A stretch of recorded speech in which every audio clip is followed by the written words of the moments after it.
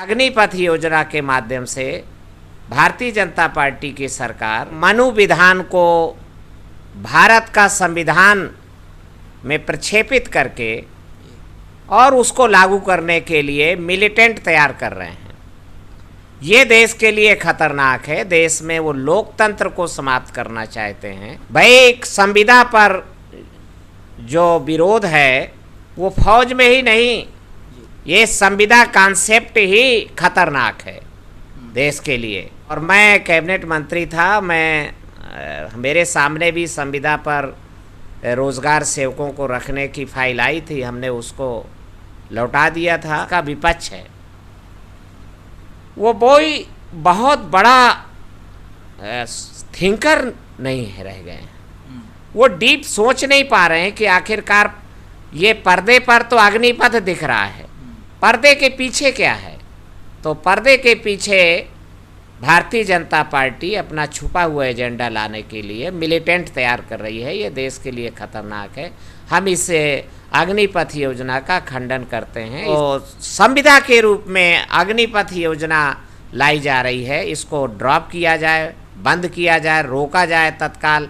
इसमें न्यायपालिका को दखल देना चाहिए। पर मैंने अभी सुना कि न्यायपालिका में जो संघ परिवार के दीक्षित जज और उनसे प्रशिक्षित जज आज सुप्रीम कोर्ट में बैठ गए हैं। तो ये एक देश के लिए बहुत खतरनाक है। और इसके लिए अब जब सारे रास्ते बंद होते जाएं, कहीं सुनवाई का रास्ता ना मिले, और जो न्याय चाहते हैं, इंसानियत चाहते हैं, बराबरी चाहते हैं, तो सुप्रीम कोर्ट से भी बड़ी कोर्ट है पीपुल्स कोर्ट। और इसके लिए हमें ग्रास रूट पर जाना होगा। देश भर में नौजवानों में आक्रोश है, घबराहट का माहौल है। पर इस आक्रोश को तोड़ फोड़ से इसका समन न किया जाए, बल्कि इसको क्रिएटिव सृजनात्मक वे दिया जाए और जनता की अदालत में इस मुद्दे को ले जाया जाए। युवाओं के साथ ज़रूरत है कि युवा अकेले न लड़ाई लड़े, अपने पिताजी को लेकर के, अपने बड़े भाई को लेकर के, अपने जो गार्जियंस हैं उनको भी इस बारे में। युवा तो सड़कों पर उतरने से, रेलगाड़ियां तोड़ने से, बसें जलाने से तो वो आपका काम नहीं बनने वाला है। नक्सलाइट इस देश में 50 साल पुराना आंदोलन है, उसका हश्र देखिए। विपक्ष जो तौर तरीके भारतीय जनता पार्टी एजेंडा तय करती है, विपक्ष भी उसी की नकल करने लगता है। भारतीय जनता पार्टी अगर मंदिर की बात उठाती है तो मंदिर का काउंटर है वैज्ञानिकता, पर नहीं, विपक्ष क्या करता है, वो उससे बड़ा ज़्यादा मंदिर का पुजारी बन जाता है। तो ये तो देश के लिए उपयुक्त नहीं है। दोस्तों नमस्कार, आप देख रहे हैं द फाइंडर। मैं हूं संतोष शाक्य। दोस्तों हमारे साथ हैं दद्दू प्रसाद जी, जो पूर्व कैबिनेट मंत्री हैं उत्तर प्रदेश सरकार के और राष्ट्रीय संयोजक हैं सामाजिक परिवर्तन मिशन के। हम उनसे बात करेंगे बहुत सारे मुद्दों पर, खासकर अग्निपथ के मुद्दों पर। अग्निपथ में अभी सरकार ने सेना में 4 साल के लिए युवाओं के लिए भर्तियां निकाली हैं, जिसमें सरकार कह रही है कि एक बहुत ही अच्छी योजना है। तो सर से हम बात करेंगे कि उनका इस पर क्या सोचना है। तो सर आपका बहुत बहुत स्वागत है। जी शुक्रिया। जय भीम, जय भारत। जय भीम सर। तो पहला सवाल है मेरा कि सरकार ने जो अग्निपथ योजना 4 साल के लिए युवाओं के लिए सेना में भर्ती निकाली है, उस पर आप क्या सोचते हैं, आपका क्या मानना है? देखिए, अग्निपथ योजना भारतीय जनता पार्टी और भारतीय जनता पार्टी के नियंत्रक राष्ट्रीय स्वयंसेवक संघ की सुविचारित योजना है। आरएसएस के सह संघ संचालक आदरणीय मोहन भागवत कई बार पहले भी कह चुके हैं कि हम हिंदू समाज को सैनिक के रूप में तैयार करना चाहते हैं। और आरएसएस की जो कार्य संस्कृति है वो दंडधारी स्वयंसेवक की है, अर्थात वह उनके जो आराध्य हैं वो भी सब शस्त्र धारक हैं। उनके जो आइकान हैं उनका अहिंसा पर कतई भरोसा नहीं है।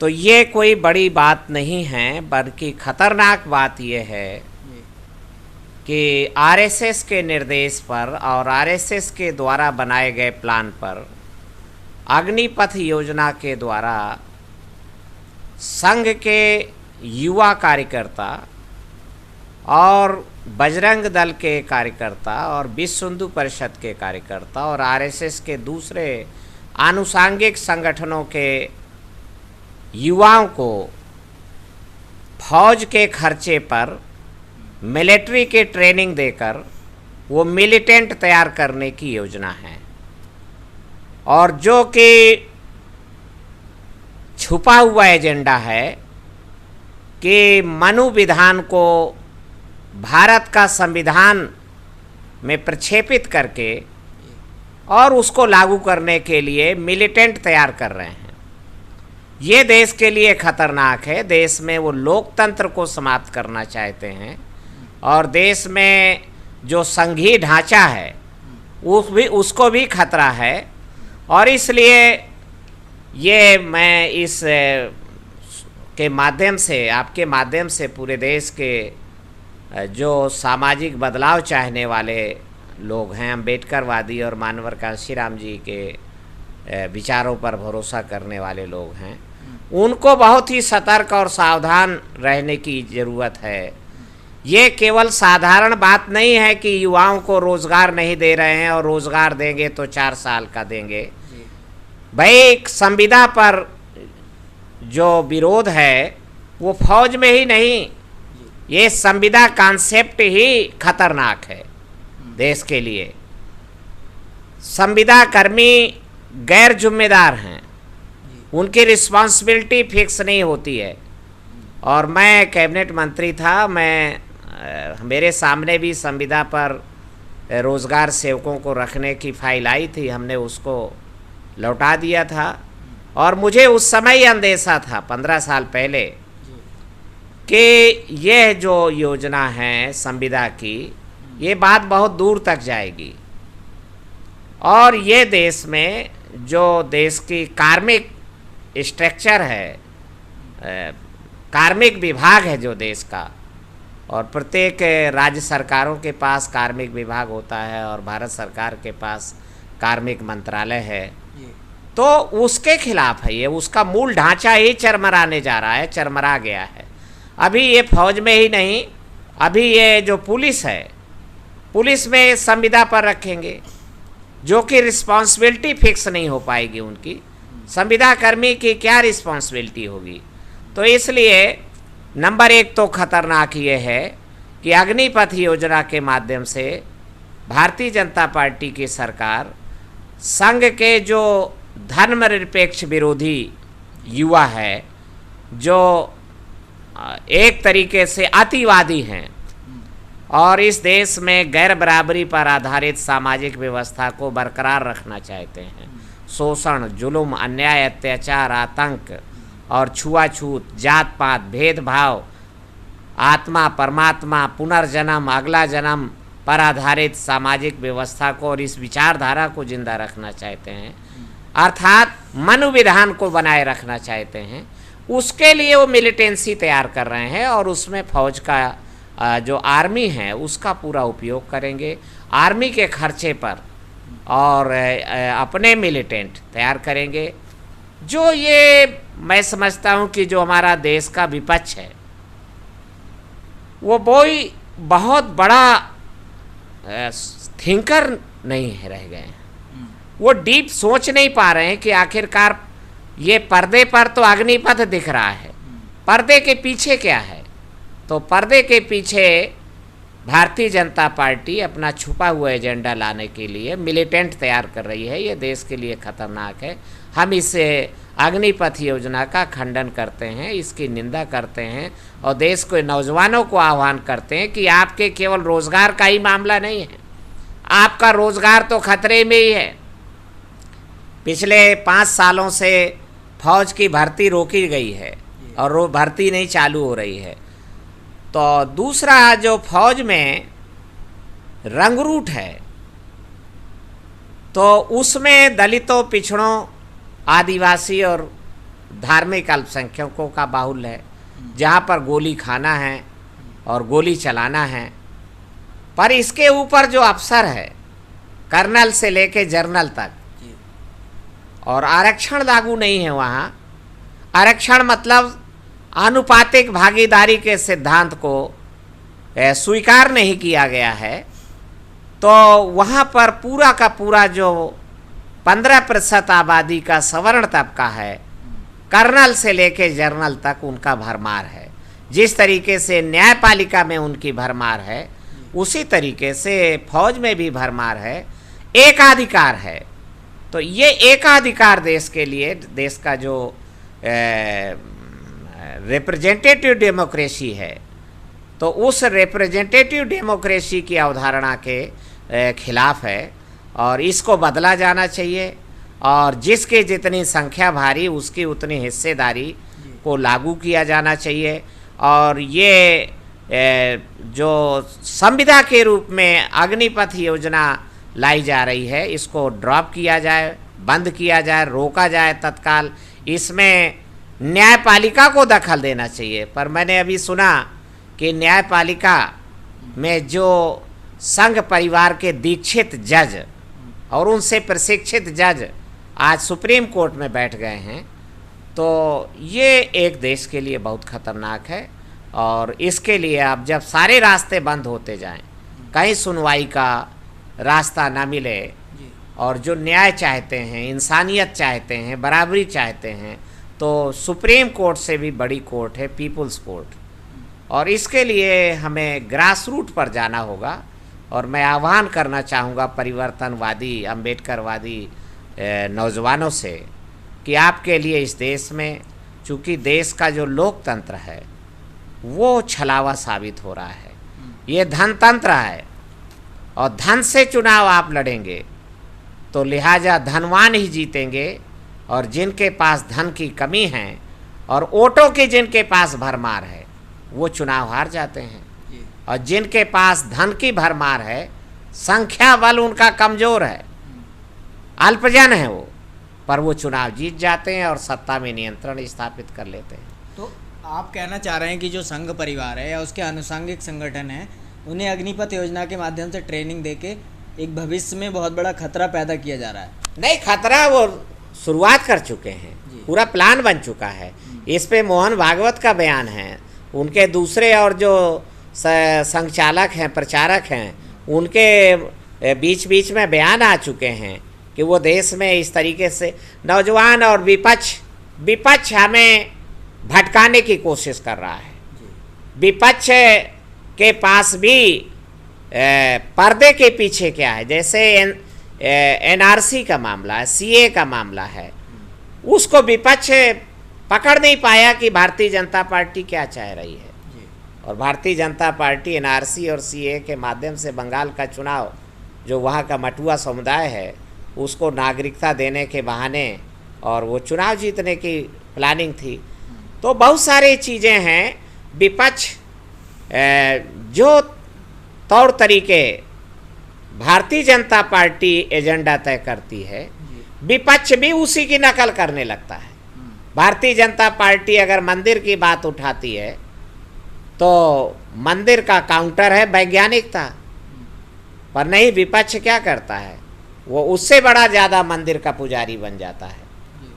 तो ये तो देश के लिए उपयुक्त नहीं है। तो आप कहना चाह रहे हैं कि देश जो है वो मनुवाद की ओर जा रहा है, या फिर से जो पुरानी सामाजिक व्यवस्था थी उसे संघ परिवार उसे ला सकता है भविष्य में? मेरा उद्देश्य केवल डराना नहीं है, भयभीत करना नहीं है। मैं नौजवानों का आह्वान करना चाहता हूँ आपके माध्यम से कि आपको ग्रास रूट वर्क करना पड़ेगा। अब केवल बयानबाजी से आपका काम नहीं बनने वाला है, और आपको इसके लिए शोषितों पीड़ितों को इकट्ठा करने के लिए बिल्कुल ज़मीनी सतह पर जाना होगा। और इसके लिए बड़े साधनों का आप उपयोग करते हैं, हेलीकॉप्टर का, हवाई जहाज़ का, तो आप जंग जीत नहीं पाएंगे। आप कार का उपयोग करते हैं, बोलेरो गाड़ियों का और फार्चूनर गाड़ियों का, तो भी आप जंग नहीं जीत पाएंगे। आपको छोटे साधनों का बड़े पैमाने पर उपयोग करना होगा। क्यों? कि बड़े साधनों की शोषितों पीड़ितों के पास कमी है, पर छोटे साधनों की, जो साइकिल का साधन है, 2 पैरों का साधन है, मोटरसाइकिल का साधन है, उसके शोषक वर्ग के पास कमी है। तो हमें वो तौर तरीके अख्तियार करने हैं जिसमें हम जंग में बाजी जीत सकें। तो हम छोटे साधनों पर भारी पड़ते हैं और बड़े साधनों में हमारा दुश्मन भारी है। पूरे देश तो इसलिए जो लोग अम्बेडकरवादी लोग हेलीकॉप्टर से लड़ाई लड़ने की बात सोच रहे हैं, मूर्ख हैं वो। जो लोग हवाई जहाज से लड़ाई लड़ने की बातें सोच रहे हैं, और बहुत ही मिसगाइड किया जा रहा है। अभी पिछले दिनों एक पोस्ट आई कि मानवर कांशीराम जी से कहला दिया। मैं मानवर कांशीराम जी के साथ रहा हूँ, इतनी झूठी बात फैलाई जाएगी, मैं आंखें दंग रह गया। एक पोस्ट डाली गई फेसबुक पे कि मानवर कांशीराम जी कहते थे कि हेलीकॉप्टर सबसे सस्ता साधन है और मोटरसाइकिल सबसे महंगा साधन है। ये तो झूठी बात है, बेबुनियाद बात है, और एक बहुत ही जिम्मेदार आदमी ने वो पोस्ट डाली। तो ये जो गुमराह करने वाली बातें हैं, इससे भी नौजवानों को सतर्क और सावधान रहने की ज़रूरत है। मानवर कांशीराम जी ने हमेशा कहा, बाबा साहब अम्बेडकर ने कहा कि हमें वो तौर तरीके, उन साधनों का इस्तेमाल करना है जिन पर हम अपने पैरों पर खड़े होकर अपने दुश्मन से लड़ाई लड़ सकें। हमें दुश्मन के साधनों पर खड़े होकर और लड़ाई लड़नी पड़े तो वो तो साधन खींच लेंगे और आपकी लड़ाई धड़ाम हो जाएगी। तो इसलिए छोटे साधनों का बड़े पैमाने पर उपयोग तो अम्बेडकरवादी लोगों को करना होगा, इसको अमल में लाना होगा। और निश्चित रूप से हमें पदयात्राएं करनी पड़ें, हमें साइकिल यात्राएं, मोटरसाइकिल यात्राएं करनी पड़ें। इस पे शोषक वर्ग आपसे जीत नहीं पाएगा, पर हेलीकॉप्टर के साधन में आप नहीं जीत पाएंगे, कार के साधन में आप नहीं जीत पाएंगे, क्योंकि कार की भरमार उनके पास है और साइकिल की भरमार आपके पास है। तो मैं ये क्लू आपसे के माध्यम से कहना चाहता हूँ कि अब वक्त आ गया है। नौजवान अभी तक सोचते रहे कि हमें कोई बनी बनाई मलाई मिल जाएगी और हम खा लेंगे, भारतीय जनता पार्टी भी हमें रोज़गार दे देगी। पर ये अग्निपथ योजना के माध्यम से, और अभी बातें पूरी तरीके से अब सुनाई देने लगी हैं कि पुलिस महकमे को प्रत्येक प्रदेश में वो प्राइवेट सेक्टर के हाथों में दे रहे हैं कॉन्ट्रैक्ट पर, और संविदा पर पुलिसकर्मी रखे जाएंगे, संविदा पर एसआई और इंस्पेक्टर, और संविदा पर आईपीएस रखे जाएं। अभी लग रहा है कि ये कितनी बकवासपूर्ण बात कह रहे हैं, पर ये ऐसा वो प्लान बना चुके हैं। तो इसलिए अब कोई आपकी कोर्ट भी सुनने वाली नहीं है, तो सिर्फ एक ही कोर्ट है, पीपुल्स कोर्ट। और अगर जल्द से जल्द पीपुल्स कोर्ट तक अपनी बात नहीं पहुंचाई गई तो पीपुल्स कोर्ट का भी दरवाज़ा वो ब्लॉक कर देंगे, तब खतरा भयावह हो जाएगा और हमें मजबूरी में गुलामी को स्वीकार करना होगा। मैं इसलिए नौजवानों से बार बार कहना चाहता हूँ कि ग्रास रूट पर हमें चलना होगा, बिना शर्म के। और देखिए, हमारे पास परिश्रम का बल है, इसमें हमारा दुश्मन हमसे नहीं जीत सकता है। हमारे पास चरित्र बल है, नैतिक बल है, उस पे हमारा दुश्मन नहीं जीत सकता है। हमारे पास मनोबल है, आत्मबल है, और हमारे पास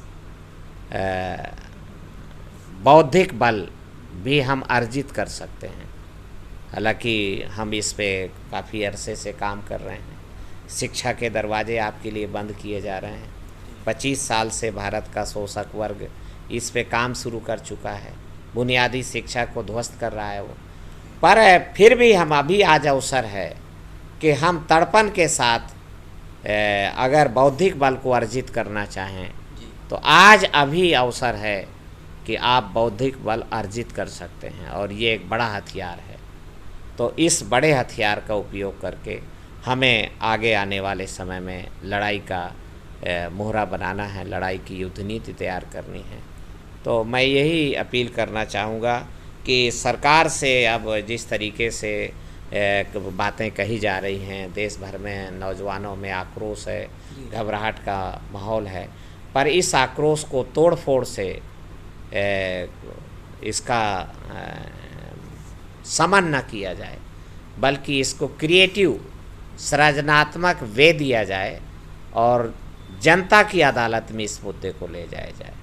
तो सर, जो युवा है इस समय पूरा सड़कों पर है, पूरे देश में कई जगह हिंसक आंदोलन भी हो रहे हैं, तो तब भी सरकार झुकने को तैयार नहीं है। हाँ, तो परंतु किस तरह की क्रिएटिविटी युवा जनता की अदालत में नहीं ले जा रहा है इसको जी, ये जनता के बीच नहीं ले जा पा रहा है। युवाओं के साथ ज़रूरत है कि युवा अकेले न लड़ाई लड़े, अपने पिताजी को लेकर के, अपने बड़े भाई को लेकर के, अपने जो गार्जियंस हैं उनको भी इस बारे में। युवा तो सड़कों पर उतरने से, रेलगाड़ियां तोड़ने से, बसें जलाने से तो वो आपका काम नहीं बनने वाला है। नक्सलाइट इस देश में 50 साल पुराना आंदोलन है, उसका हस्र देखिए।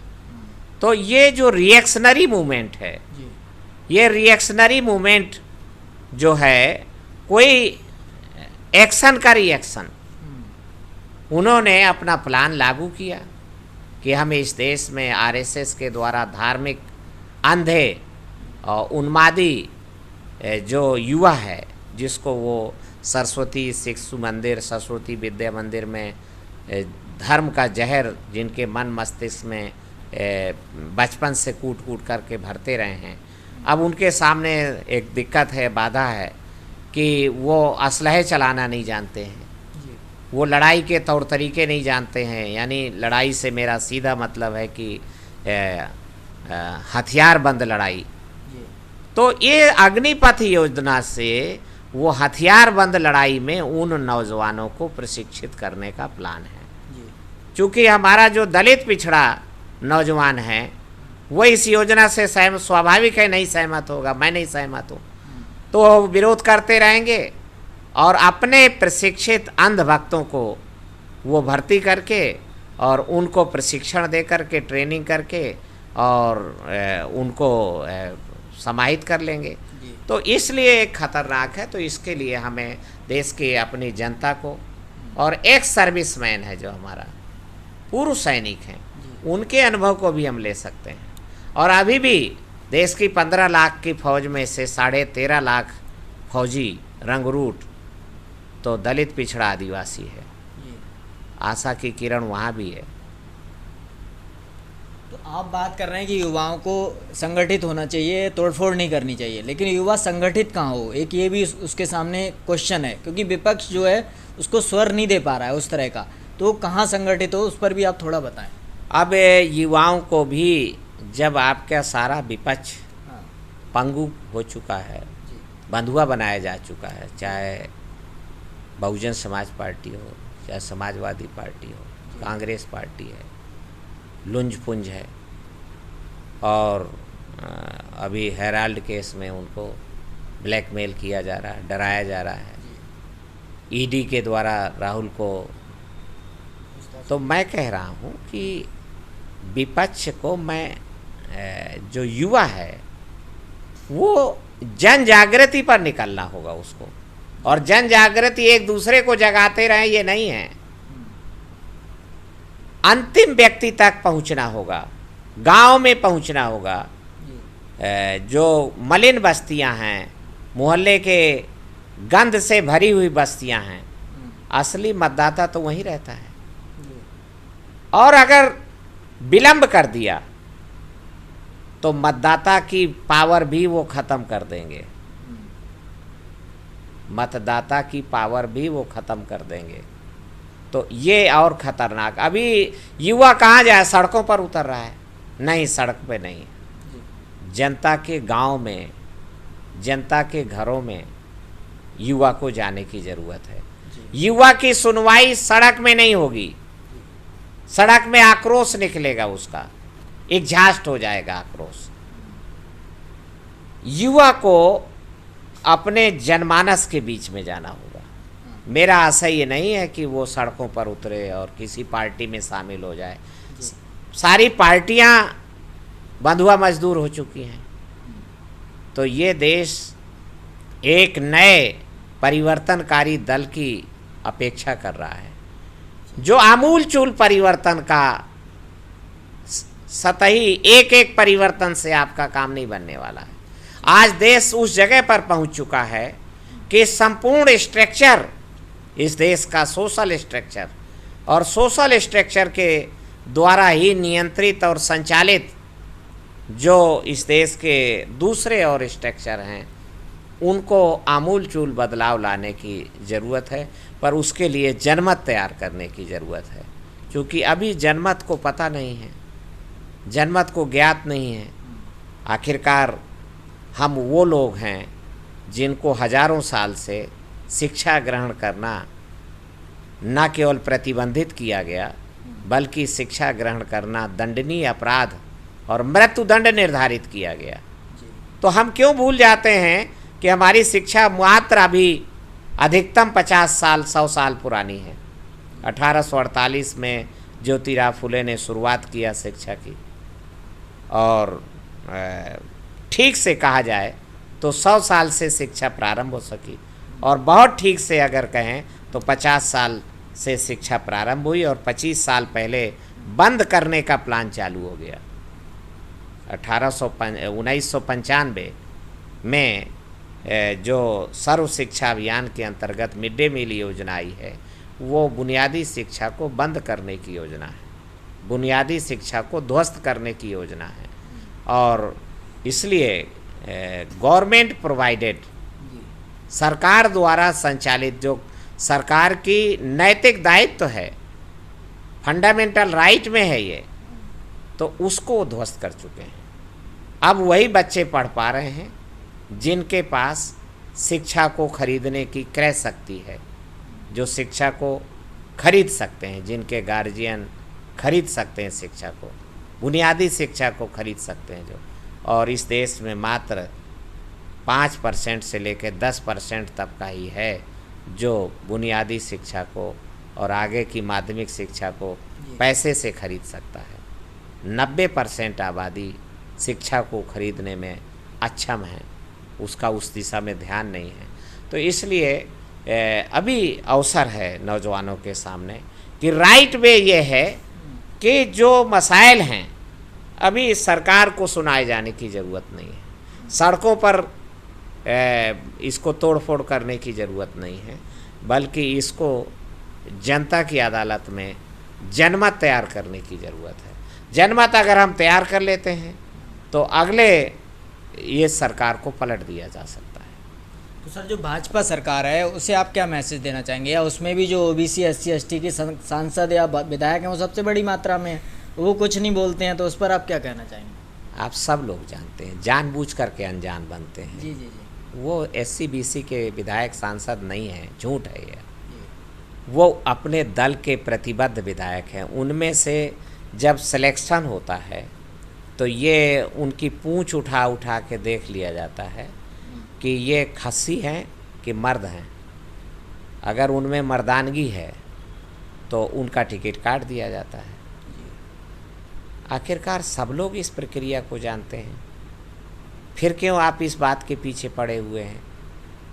आप जितना उन और जो खस्सी है नपुंसक बना दिए गए हैं, हिजड़े बना दिए गए हैं, उनको टिकट अलाट करके और उनको MLA और MP बना दिया जाता है। अब आप जितना उनको गाली देंगे वो उनको इनाम, उनका मालिक उनको इनाम देता है कि शाबाश यार, आप मेरे प्रति वफादार आदमी हो, तभी तो आपकी बिरादरी आपको गाली दे रही है, आपकी बिरादरी आपकी भर्त्सना कर रही है। तुम अगर मेरे प्रति वफादार न होते तो तुम्हारी बिरादरी तुम्हें सम्मानित कर रही होती, तो उसके तो नंबर बढ़ जाते हैं। वो अभी विधायक है, आगे चलकर मंत्री बना दिया जाएगा, अभी वो सांसद है, यूनियन गवर्नमेंट में मिनिस्टर बना दिया जाएगा। तो इसलिए ये बात कहने हल्के ढंग से बात, भारतीय जनता पार्टी सरकार आपको कुछ नहीं देगी। इसलिए मेरी अपेक्षा सरकार से नहीं है, मेरी अपेक्षा जनता से है। ये हमारी नालायकी है कि हम जनता तक जिस स्पीड से रिक्वायर्ड ज़रूरत है बात को ले जाने की, वो नहीं ले जा पा रहे हैं। आराम तलबी के कारण, काम चोरी के कारण, मक्कारी के कारण और आलसीपन के कारण, बहानेबाजी के कारण, तो ये सारे कारण हमें दूर करने होंगे।